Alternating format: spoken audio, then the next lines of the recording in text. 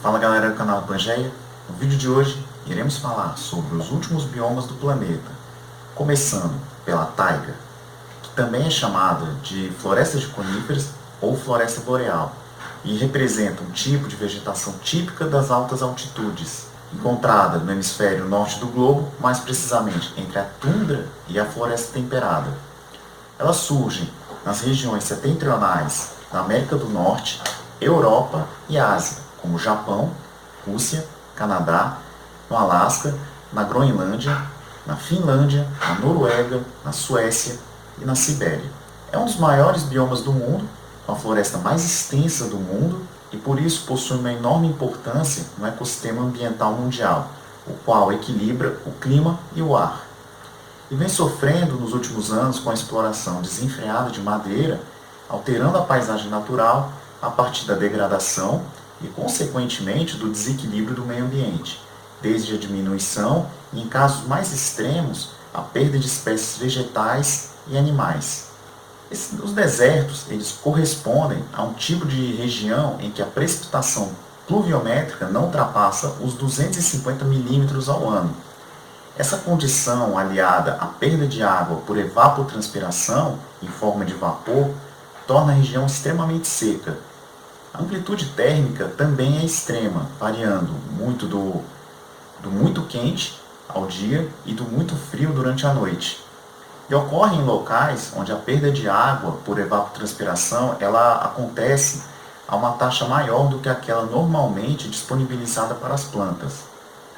As temperaturas elas podem variar bastante durante o dia, e enquanto os dias são quentes em temperaturas de até 45 graus, durante a noite elas podem chegar a menos 5 graus. Isso acontece porque existe pouco vapor d'água na atmosfera e pouca retenção de calor. E além disso, o solo arenoso também não absorve calor, fazendo com que a temperatura possa cair em pouco tempo. Porém, os desertos eles não são apenas regiões quentes, também existem os desertos frios.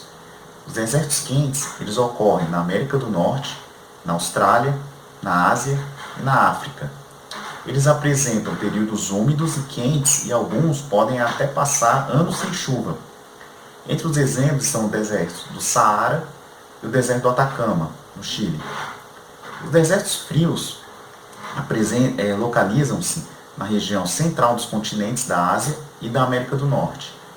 Eles se caracterizam por apresentar um período frio durante parte do ano, quando ocorrem as chuvas, além dos verões quentes. Um exemplo é o deserto de Gobi, na Mongólia. E por fim, os ambientes aquáticos, que abrangem os ambientes de água. Eles incluem desde um pequeno corpo d'água até os oceanos, e da mesma forma que ocorrem os ecossistemas terrestres, os aquáticos também apresentam diversos tipos de relações ecológicas e interação entre os fatores bióticos e abióticos.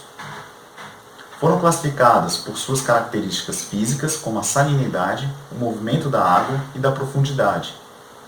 Assim, pode-se estabelecer os principais tipos de ambientes aquáticos em rios, lagos, alagados, estuários e os oceanos.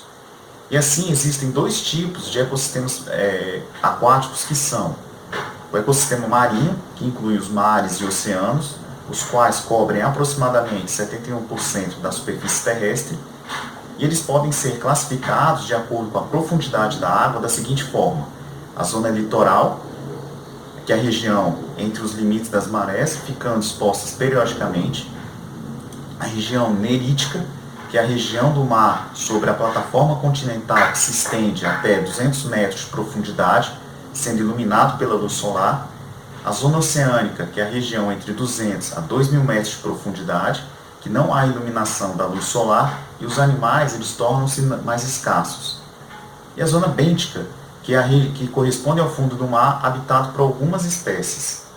Os mares e oceanos eles também são classificados conforme as zonas que recebem ou não os raios solares. Temos a zona fótica, que é a região que recebe luz do sol suficiente para a fotossíntese dos seres produtores aquáticos, e a zona afótica, que é a região sem incidência de raios solares e habitada apenas por seres heterotróficos.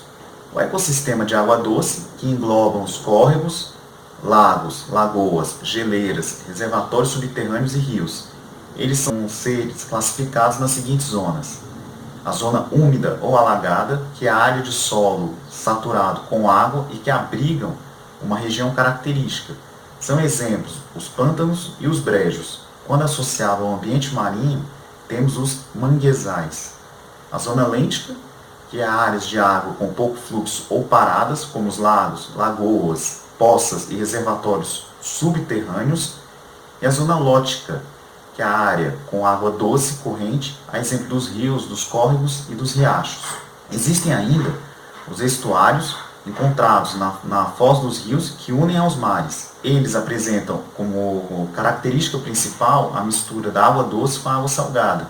E pelo fato de receberem nutrientes do rio e do mar, os estuários são ecossistemas aquáticos de alta profundidade. Pessoal, por hoje é só. Enfim, terminamos a aula 6 sobre vegetação. No próximo vídeo, iremos começar a aula 7 com o tema climatologia. No mais, se inscrevam no canal Pangeia, deem um like e ative o sininho de notificações. Valeu!